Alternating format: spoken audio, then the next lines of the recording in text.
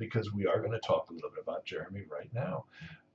He reshuffled his shadow cabinet. And what I find ironic is that, okay, when Miliband or Cameron did it, there was no problem. Now, because he's reshuffling his cabinet, which is what every party leader eventually does at some point in time, he's punishing those who do not agree. And this slow motion car crash. Some of the people that were gone was Thornberry replaces Eagle for defense. McFadden was sacked, but Ben stayed, but he was muzzled.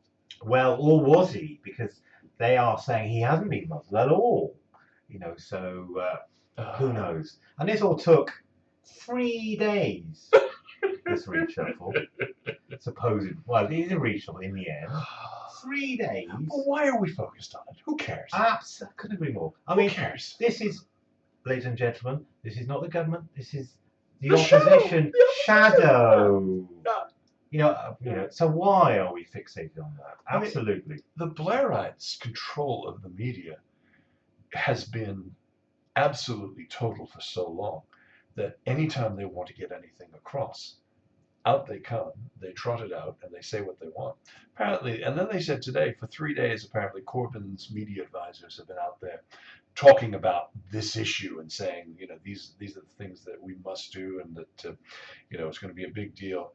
But all it did was keep a process story, which means absolutely nothing to 99.9997% of the population in the news for 3 days. I know. I mean, I have it on. I'm going back on this now because I'm going to talk a bit about this. But I have on good authority that Jeremy Corbyn is going to turn up at Labour headquarters in a Charlie Caroli clown car with all his advisors in the back, because this has been a complete and utter farce, right?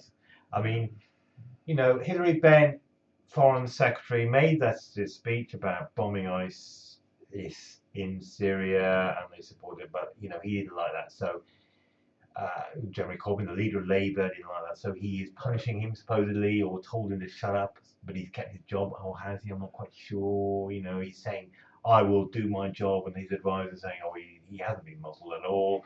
Other ones have been sacked, like Duga. Yeah, well, Duga's gone as the shadow Europe Mr. Pat McFadden. Yeah. Both are gone for what Labour sources said were displays of incompetence and disloyalty. Unbelievable. And then there's this, it's amazing, Twitter spat. Have you seen this? No. Oh, this Twitter spat between Paul Flynn, the MP for Newport West, the Labour MP, and Stephen Doughty, the Labour MP for Cardiff South and Penarth.